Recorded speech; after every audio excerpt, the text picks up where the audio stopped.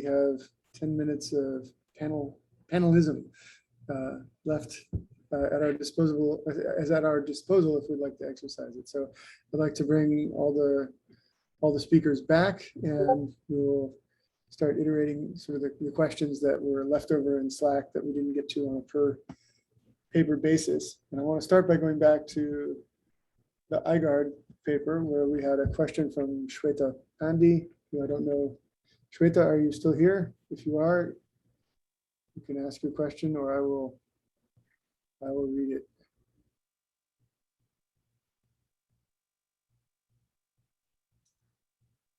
Okay, well, so the question is, can IGARD be extended to detect heterogeneous races occurring when both the CPU and the GPU operate on the same data? And there's a follow-up question to that, which is, what do you think will be the challenges faced in detecting these heterogeneous races? So I think that's a really interesting question. So right now, there's nothing preventing IGARD's framework for being used for heterogeneous races. You basically instrument the memory allocation operations like CUDA-malloc managed, which allows you to allocate data which is accessible from both CPU and GPU. I think, yeah, it's really interesting. It would be really interesting to look at, because you'd first of all need to catch races on the CPU side, catch races on the GPU side, which is what IGARD's already doing, and then catch races between the CPU and the GPU. So that would, I guess, build like a one tool fits all, where you could use it for CPU race detection, GPU race detection, and inter CPU GPU race detection. It would be an interesting work to look at. And I'm sure there'll be many problems faced, because trying to classify which bugs are caused by the CPU, which are by the GPU, whether the synchronization is proper between the CPU and the GPU. And especially if you have multiple GPUs between multiple GPUs also, it would be an interesting problem to look at. I don't see anything preventing IGARD's framework from being extended to this. Oh, thanks for the answer. I'm sorry I joined a little late.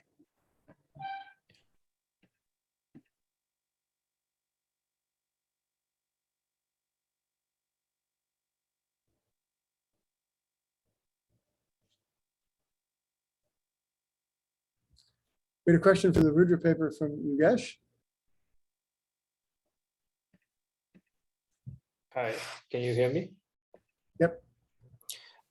Right. So yeah, I just wanted to ask, so once you have like a potential bug, do you try to concretize, do you try to essentially give a concrete input and maybe suggest that, oh, this bug can happen or cannot happen? Do you save some invariants or some constraints that allow you to do that?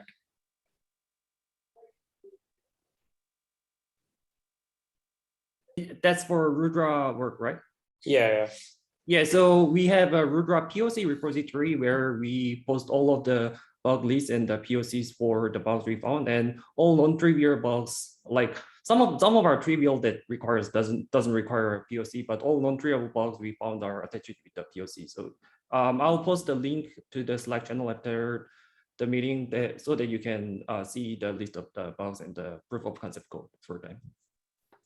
I think my question was slightly different. So I'm saying, when you are doing this analysis, so for example, when you're doing this data flow analysis that you mentioned, do you sort of track some constraints or invariants so that, say, once your tool says, oh, this may be a potential bug, can you sort of generate a concrete example and try out whether this is really a possible bug or not? So essentially, I was trying to think about, you have a precision issue in this and how you could get around it and so on and so forth. Oh, I see. So that part we are currently relying on the human effort, but I think there was a work that is in line of like input generation given a potential bug from CMU. I forgot the title of the work, but I think there is another very recent work that is in line of that direction. I see. Okay, cool. Thanks. All right. I think we had one more question on the snowboard paper, a follow-up from Aditya Tewari, and after that we'll have a question from Shudan. So Aditya, are you still with us? Oh, yes. So I just was a little curious on like specifically what factors are used to identify good kernel states, like the initial kernel states for PMCs? And like, one thing I wasn't super clear on is, did you have one kernel initial state, or did you have several ones that you were using? Oh, we only use one kernel state for now. And in terms of factors defining which kernel state is good or not, I think that is a study that is not studied recently very well. And the same problem applies to other kernel testing research work like fuzzing. And I think the general practice people always do is to try to have a more meaningful initial kernel state by running some initialization before the real testing.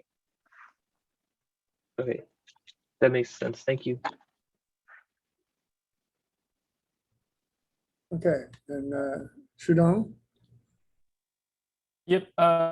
So it's a really open-ended question about static analysis. So static analysis is really powerful, but sometimes suffer from false positive, really depending on the scope of your analysis. And it's really like understandable. But I'm also constantly thinking, like, is it possible to like leverage dynamic information to help here? So for example, for Rudra, I mean, it's just really like a random sort, like, is it possible to actually leverage runtime information by running or profiling the raster programs to help reduce the false alarms reported by the static analysis, like assuming that the user is willing to like run the programs to reduce the false alarm rate? Is it just like a possible? Yeah, that's a great question. So recently, I'm seeing a lot of static analysis work that combines multiple levels of analysis. For example, do the static analysis first, and then later filters that out by more costly works by simple execution. So I think at high level, that is a promising direction to find bugs. But the difficulty in Rudra is that the input generation is more tricky in Rust. Recall the convert function example. We should generate the function that implements the convert function, not only the values that, so only generating values that satisfy the type is not enough. We need to generate the functions or the user provided type to trigger these bugs. So that's one of the difficulty. And as far as I know, that's one, like even a type and generate the value that satisfies the type is one of the like long-standing challenges in the PL community. So that might be the difficulty to apply that direction directly to Rudra, but overall, I think that's a promising direction, as you said. Nice. Thank you for the answer. Like even for the random sort, like maybe one can think about how to synthesize the types and the functions to trigger those bugs during runtime. Okay, thank you for the answer. Thank you.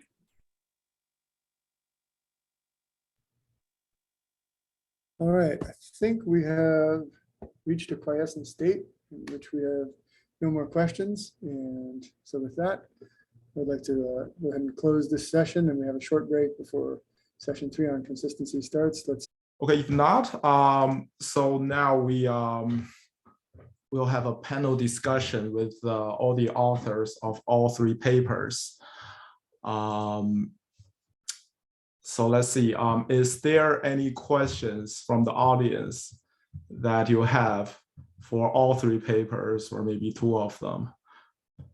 Or the others, do you have questions for other papers? I saw one just now.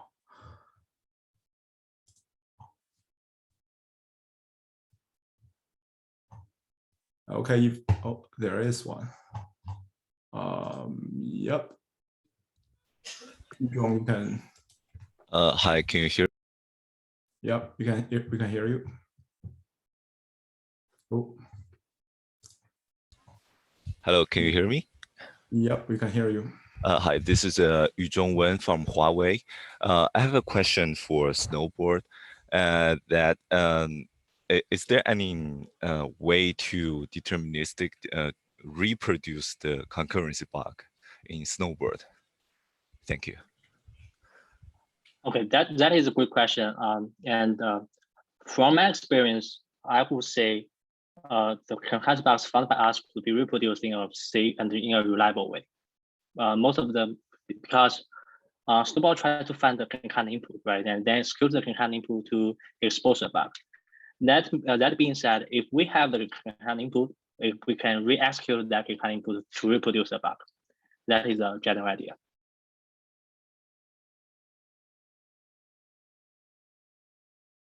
I hope that answers your question. Yeah, sure. Thank you.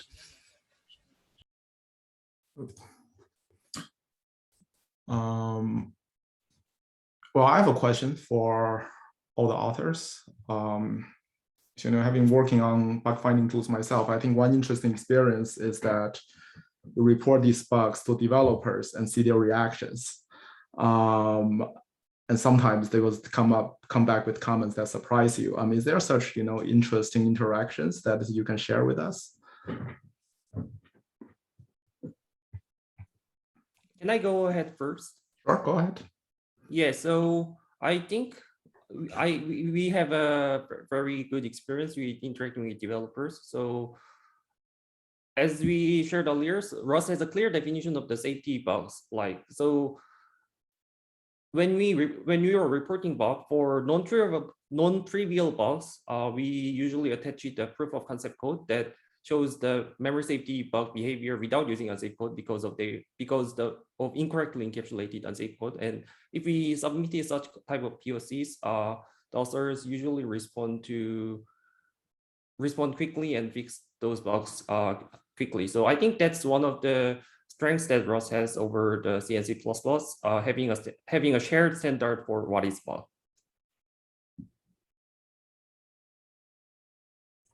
Interesting. So you never have this bug versus feature debate with yeah. So experience. either in one area, in one area there's currently a unresolved feature request in Rust where if you're reading into a buffer, it needs to be 0 initialized, and the only way around that is to invoke some undefined behavior.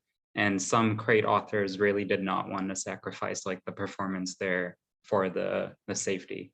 So we had maybe 2 crate authors that had an issue with that, but aside from that, pretty much everyone fixed their bugs. And is that debate settled?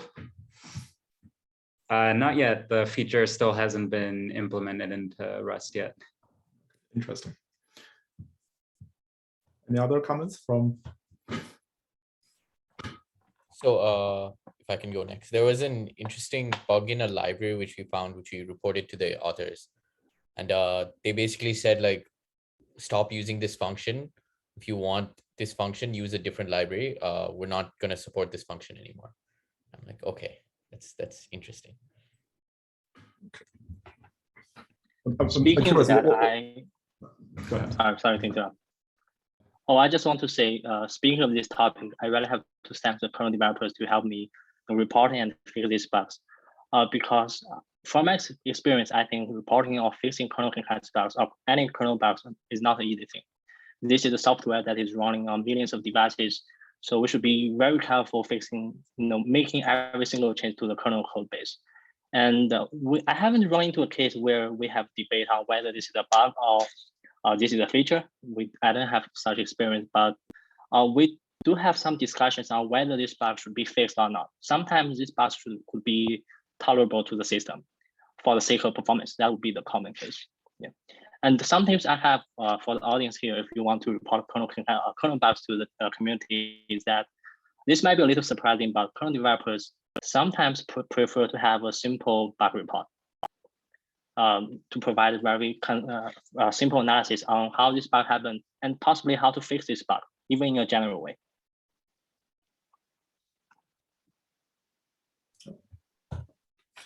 That's a great suggestion. And if there's no more question, I guess that's it. That concludes this session. Thank you again for all the authors and as well as attendees for attending it. I'll see you in the next session. Thank you, everyone. Bye. Thank you.